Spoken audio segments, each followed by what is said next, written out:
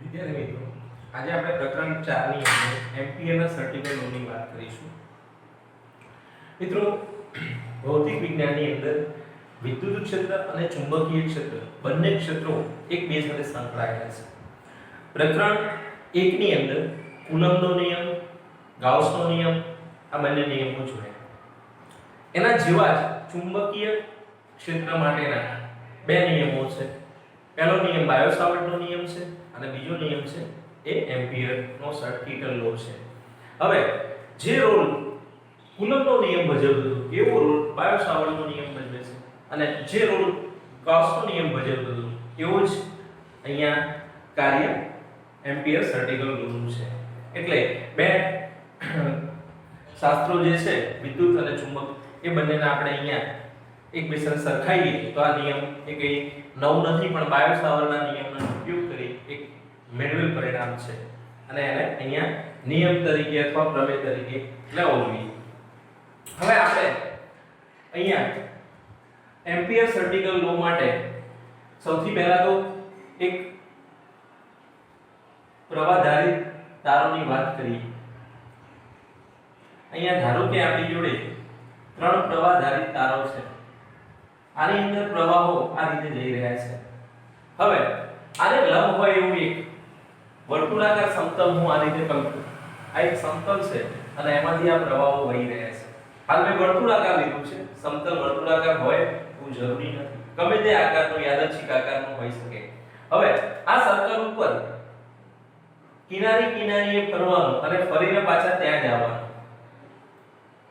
કિનારીએ ફરવાનું અને ફરીને પાછા ત્યાં જ આવવાનું. એટલે અહીંયા આને હું આ રીતે દર્શાવું કે આ એક આ સમતલ આ રીતે છે. એક્ચ્યુઅલ પરિસ્થિતિ આ રીતે મેં તમને કહી એ પ્રમાણે આ રીતે વિચારવાની છે. આમાંથી પ્રવાહો પસાર થઈ રહ્યા છે. આ પ્રવાહધારિત તારો છે. હવે આની ઉપર આપણે મુસાફરી આ રીતે કરીએ છીએ અને આને હું નાના ભાગોમાં વિભાજિત કરી નાખું.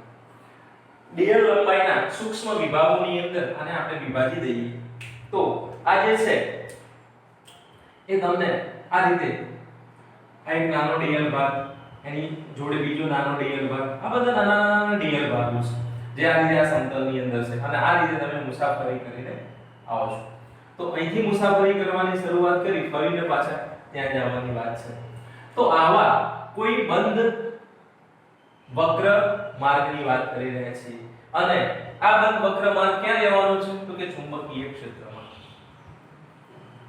તો આના માટે નિયમ આપણે આ રીતે વ્યાખ્યાયિત કરીએ છીએ. Integration B dot dl integration B dot dl is equal to mu 0 sigma I. હવે આ બાજુનું જે પદ છે એ રેખા ઉપરનું સંકલન બતાવે છે, લાઈન ઇન્ટિગ્રેશન છે. અને લાઈન ઇન્ટિગ્રેશન કોનું તો કે ચુંબકીય ક્ષેત્રનું. dl જે છે એ અહીંયા રેખાખંડ બતાવે છે અને mu 0 એ શૂન્યાવકાશી પરમિટિવિટી અને સિગ્મા I જે છે એ આપણને અહીંયા બેઝિક વિદ્યુત પ્રવાહ અહીંયા બતાવે છે. નેટ સિગ્મા I અહીંયા મારે બતાવવો હોય તો સિગ્મા I આકૃતિની અંદર ધારો કે આ પ્રવાહ I1 છે, આ I2 છે અને આ I3 છે.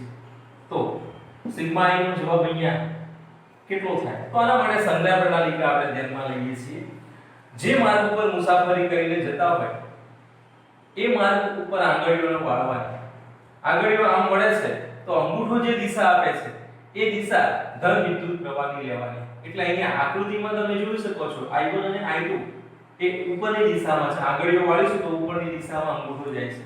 તો I1 અને I2 એ પોઝિટિવ પ્રવાહો ગણાશે અને I3 વિરુદ્ધ દિશામાં છે માટે આપણે એને માઈનસ લખીશું. તો સિગ્મા I એટલે આ બંધ વક્ર માર્ગ વડે ઘેરાયેલ વિદ્યુત પ્રવાહ, નેટ વિદ્યુત પ્રવાહ. તો અહીંયા I1 I2 I3 A sigma I થશે.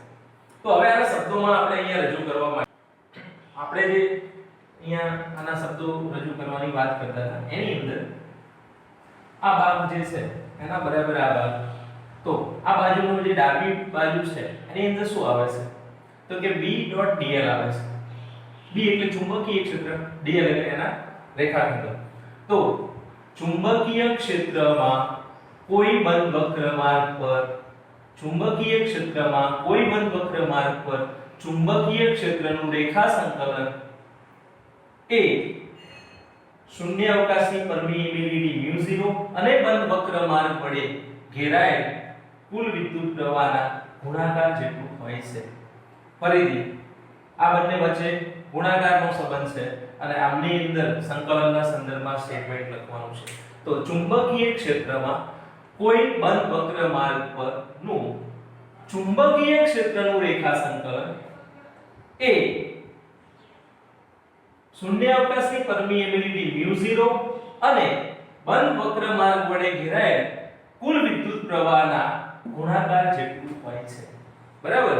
તો આવો નિયમ તમે આગળ એક ભણ્યા હતા, યાદ હોય તો, જેને આપણે ગાઉસનો નિયમ કહેતા હતા અને એના શબ્દો આપણે આ રીતે લખતા હતા. એનું સૂત્ર આ રીતે આવતું: surface integration E dot ds is equal to sigma q upon epsilon 0.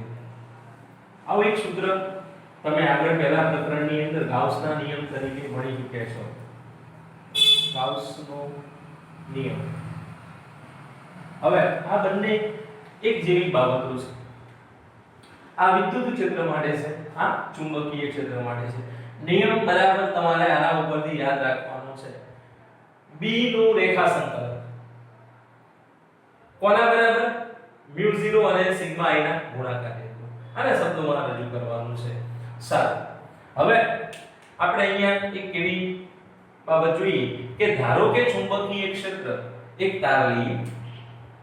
આ તાર વડે ઉદ્ભવતું ચુંબકીય ક્ષેત્ર આપણે ધારો કે આ રીતે છે, આ ડાયરેક્શનની અંદર વર્તુળાકાર માર્ગ ઉપર જ છે.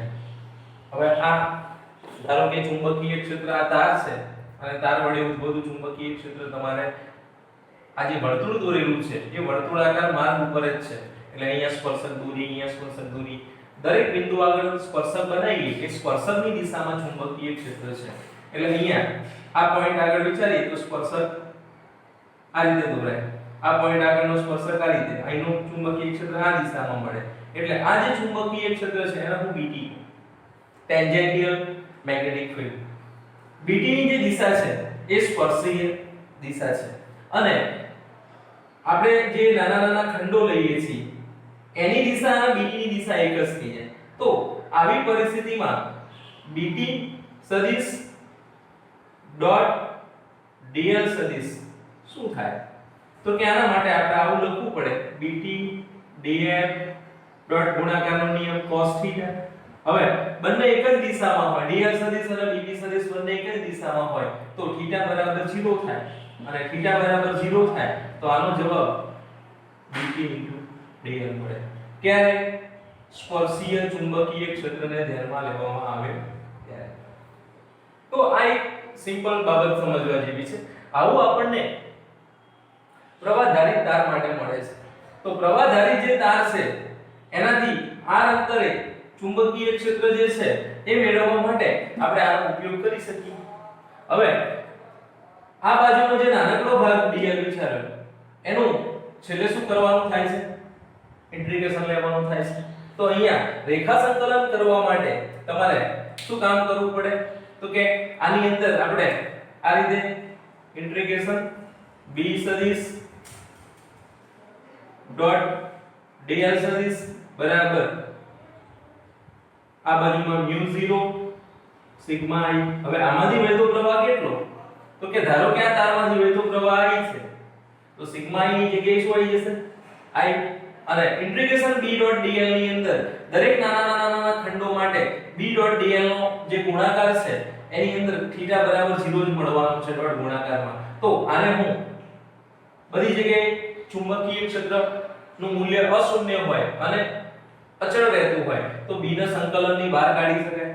એટલે b integration dl is equal to μ0i અને આની અંદર ઇન્ટિગ્રેશન dl કેટલું થાય? તો આખા વર્તુળ માટેનો એનો જે પરિઘ છે dl ભાગો ભેગા કરીએ એટલે આ વર્તુળનો પરિઘ બને અને આ વર્તુળનો પરિઘ કેટલો થશે તો કે 2 પાઈ r તો આ μ0 I જેટલા બનશે અને આની ઉપરથી તમે b નું સૂત્ર તૈયાર કરી શકો છો b બરાબર μ0 I બાય 2 પાઈ r તો આ સમીકરણ આપણે ધ્યાનમાં રાખીશું બરાબર હવે આપણે આના લગતી બીજી ચર્ચા કરીએ મિત્રો બાયો સાવરનો નિયમ અને એમ્પિયર્સ નો સર્ટિકલનો નિયમ એ ચુંબકીય ક્ષેત્ર અને વિદ્યુત પ્રવાહને એકબીજા સાથે જોડી આપે છે હવે આપણે આ જે સૂત્રો લખીએ છીએ એ સમીકરણમાં b અને I એકબીજા સાથે સંબંધમાં જોવા મળે છે આપણે અહીંયા એવા મુદ્દાની ચર્ચા કરવી છે જે ચુંબકીય ક્ષેત્ર એની દિશા અને અંતર આ ત્રણ બાબતો આપણે અહીંયા ચર્ચવી છે તો ધારો કે આપણી જોડે કોઈ એક તાર છે જે સમાન વિદ્યુત પ્રવાહ સ્થિર વિદ્યુત પ્રવાહ લાંબા સમય સુધી આમાંથી કેવો પ્રવાહ વહી રહ્યો છે એક બાબત યાદ રાખજો કે એમ્પિયર સર્ટિકલ લો સ્થિર વિદ્યુત પ્રવાહને જ લાગુ પડે છે સ્થિર વિદ્યુત પ્રવાહ માટે જ આ સૂત્ર આપણે વાપરી શકીએ છીએ એટલે જો પ્રવાહનું મૂલ્ય બદલાતું હોય તો આ નિયમ વેલિડ ગણાશે નહીં હવે આવો I પ્રવાહ ધારિત જે તાર છે એના વડે ઉદ્ભવતું જે ચુંબકીય ક્ષેત્ર છે એ ચુંબકીય ક્ષેત્ર માત્ર ને માત્ર અંતર r પર આધારિત છે અહીંયાથી સમાન અંતરે એક r ત્રિજ્યાનું વર્તુળ વિચારવામાં આવે તો આ વર્તુળના દરેકે દરેક બિંદુએ જે ચુંબકીય ક્ષેત્ર છે એ ચુંબકીય ક્ષેત્રનું મૂલ્ય એક સરખું મળે છે એટલે અહીંયા લઈએ એક સરખા અંતરે વર્તુળના પરિઘ પર આવેલા દરેક બિંદુએ b અહીંયા b નું મૂલ્ય જે છે એટલું જ b નું મૂલ્ય અહીંયા મળશે એટલું જ b નું મૂલ્ય અહીંયા મળશે એટલું જ b નું મૂલ્ય અહીંયા મળશે એટલે આ નિયમ પરથી આપણે થોડી સરળતા સમમિતિ ધરાવતા જે પદાર્થો છે સમમિતિ ધરાવતી જે બાબતો છે એના માટે આ નિયમ જે છે એ ખૂબ ઉપયોગી બને છે અને અહીંયા b દરેક પોઈન્ટ માટે સરખું હોય તો b માત્ર r પર આધાર રાખે છે હવે સમજો કે કેવી રીતે r પર આધારિત છે તો r વધશે તો અહીંયા r ની વેલ્યુ જેમ જેમ r વધારે લઈશું એમ ચુંબકીય ક્ષેત્રનું જે મૂલ્ય છે એ ઘટતું જશે અને જેમ નજીક જઈશું તારની અહીંયાથી એમ ચુંબકીય ક્ષેત્રનું મૂલ્ય વધતું જશે પરંતુ અનંત થતું નથી આ યાદ રાખીશું કે ચુંબકીય ક્ષેત્રનું મૂલ્ય અનંત મળી શકે નહીં તારની અક્ષ પર ચુંબકીય ક્ષેત્ર શૂન્ય થઈ જશે આપણે આગળ જતા અંદર અને બહાર બંનેની ચર્ચા કરીશું ત્યારે આ બાબત આપણે ધ્યાનમાં લઈશું તો માત્ર r પર આધાર રાખે છે એટલે એ બીજી ત્રણ યામોની જગ્યાએ માત્ર r થી આપણે એને વ્યાખ્યાયિત કરી શકીએ છીએ હવે બીજી વસ્તુ અતિ લાંબો તાર હોય આ તારની લંબાઈ ઘણી લાંબી હોય બંને સાઈડે તાર ઘણો મોટો હોય અને અંતર ઓછું હોય એટલે અહીંયા સાપેક્ષમાં લેવાનું છે અનંત લંબાઈનો તાર હોઈ શકે નહીં પરંતુ ધારો કે હું આ લેન્થ લઉં છું તારની લંબાઈની અને હું એ તારની લંબાઈથી જે ચુંબકીય ક્ષેત્ર છે એકદમ નજીક લઉં તો એ r ની સાપેક્ષમાં તારની લંબાઈ ઘણી મોટી કહેવાય તો આ પરિસ્થિતિમાં ચુંબકીય ક્ષેત્રનું જે મૂલ્ય છે એ b બરાબર μ0I/2πr મળે છે અને જે માત્ર r પર આધારિત છે બીજી એક વસ્તુ આવે છે b ની દિશા વર્તુળને વર્તુળાકાર માર્ગ ને સ્પર્શક ની દિશામાં હોય છે હવે આ વસ્તુ કોની સાથે સેટ થાય છે તો ઓસ્ટર્ડે જે અવલોકન આપ્યું હતું એના પ્રયોગની અંદર યાદ કરીએ કે ઓસ્ટર્ડના પ્રયોગની અંદર આપણે જોયું હતું કે એક પુઠ્ઠા ઉપર આપણે લોખંડનો ભૂકો નાખી દઈએ અને એમાંથી એક તારને પસાર કર્યો હોય અને એમાં આપણે બેટરી જોડી એમાંથી પ્રવાહ પસાર કરવાનું ચાલુ કરીએ તો એ પરિસ્થિતિમાં એ જે લોખંડના નાના નાના કણો છે એક ચોક્કસ પેટર્નમાં ગોઠવાતા હતા જેને આપણે ચુંબકીય ક્ષેત્ર રેખાઓના કારણે એની ચોક્કસ ભાત બનતી હતી એવું કહેતા હતા. તો અહીંયા B ની દિશા જે છે એ વર્તુળાકાર માર્ગને સ્પર્શકની દિશામાં મળે છે. આ બીજી બાબત તમારે આમાંથી ધ્યાનમાં લેવાની છે. માત્ર r પર આધાર રાખે છે એટલે x y z યામ જે છે એને આપણે અહીંયા ધ્યાનમાં લેવા પડતા નથી. હવે આ જે ત્રીજો પોઈન્ટ છે એની અંદર આપણે અહીંયા એ ધ્યાનમાં રાખવાનું છે કે આ તાર અતિ લાંબો હોય તો આવા તાર માટે પ્રવાહની જે દિશા છે એ દિશા પરથી ચુંબકીય ક્ષેત્રની દિશા નક્કી થાય છે. એટલે B ની જે દિશા છે B ની દિશા જમણા હાથના નિયમ પરથી મેળવી શકાય છે. હવે કેવી રીતે મેળવી શકાય આ રીતે સમજજો કે ધારો કે પ્રવાહ ઉપર જઈ રહ્યું છે તો પ્રવાહની દિશામાં મારે અંગૂઠાને રાખવાનું છે. બરાબર સમજજો, પ્રવાહની દિશામાં અંગૂઠાને રાખવાનું છે અને આંગળીઓને વાળવાની છે. હવે આંગળીઓ આમ વળશે તો એનો મતલબ કે ચુંબકીય ક્ષેત્રની જે દિશા છે એ આ રીતે છે, આ રીતે ફરી રહ્યું છે. બે રીતે ભ્રમણ સમજી શકાય, આમ પણ આવે આમ પણ આવે. તો જો પ્રવાહ ઉપરની દિશામાં જતો હોય તો ઉપરની દિશામાં અંગૂઠો રહે એ રીતે આંગળીઓને વાળવાની. આંગળીઓ આમ વળે છે આમ વળે છે તો એનો મતલબ કે આ રીતે ચુંબકીય ક્ષેત્ર, તો આ બાજુએ ચુંબકીય ક્ષેત્ર બહાર આવે છે, આ બાજુએ અંદર જાય છે.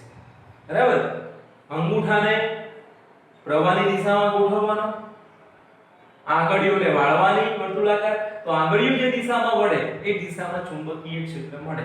તો અહીંયા આ પોઈન્ટ આગળ ચુંબકીય ક્ષેત્ર મારે લેવું હોય તો એ કઈ ડાયરેક્શનમાં હશે? તો આ રીતે અંગૂઠા પ્રમાણે વિચારો તો અહીંયા ચુંબકીય ક્ષેત્ર છે આ બિંદુ આગળ એ ચોકડી વડે પડશે. એ જ રીતે આ બાજુએ વિચારીએ તો આ બાજુએ ચુંબકીય ક્ષેત્ર આ આંગળીઓ અંદર જઈ આ બાજુથી બહાર આવશે. તો આ બાજુએ ચુંબકીય ક્ષેત્રની જે દિશા છે બહારની હશે. આપણને ખબર છે કે ચોકડી અંદરની ડાયરેક્શન અને ડોટ એ બહારની ડાયરેક્શન બતાવે છે. તો આ રીતે ચુંબકીય ક્ષેત્રની દિશા આપણે સરળતાથી જમણા હાથના અંગૂઠાના નિયમ પરથી મેળવી શકીએ છીએ. એટલે આ બાબત તમારે ધ્યાનમાં રાખવાની છે. આ દિશાઓ ખાસ મહત્વની છે. થોડા ઘણા સૂત્રો આવડતા હોવા જોઈએ અને આ દિશાઓની ખબર પડતી હોય તો જ આ ચેપ્ટરના તમે પ્રશ્નો સોલ્વ કરી શકશો. એક્ઝામ્પલ પણ આના આધારે જ તમે કરી શકશો. એટલે પ્રવાહ ઉપર જાય છે માટે આ બાજુમાં અંદરની ડાયરેક્શન મળશે ચુંબકીય ક્ષેત્રની, અહીંયા બહારની મળશે. અહીંયા કઈ મળશે? આ પોઝિશનમાં. તો આ પોઝિશનમાં આમ જાય છે તો આ ડાયરેક્શન મળશે.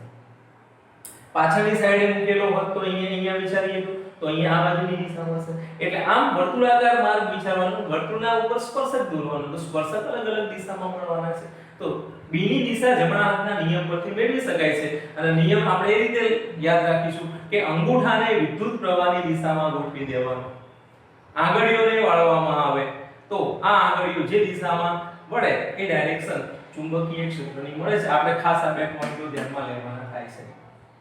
તો આ રીતે તમારે આ એમ્પિયરના સર્ટિકલના નિયમને યાદ રાખવાનો છે. આનો ઉપયોગ ક્યાં થાય છે?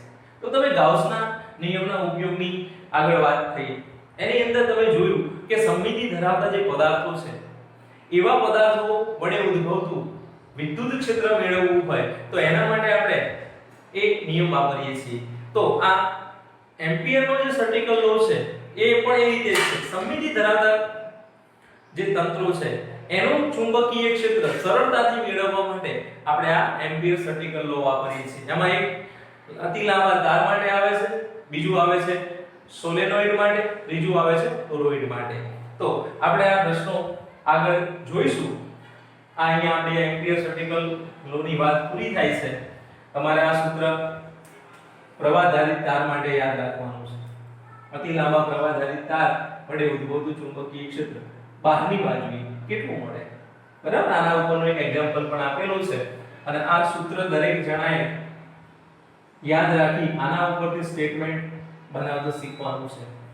ચુંબકીય ક્ષેત્રમાં કોઈ બંધ વક્ર માર્ગ પર ચુંબકીય ક્ષેત્રનું રેખા સંકલન એ શૂન્યાવકાશની પરમિએબિલિટી μ0 અને બંધ વક્ર માર્ગ વડે ઘેરાયેલ કુલ વિદ્યુત પ્રવાહના ગુણાકાર જેટલું હોય છે. આ એના નિયમના શબ્દો છે. બરાબર? તો આ પ્રશ્ન આપણો અહીંયા પૂરો થઈ જાય છે.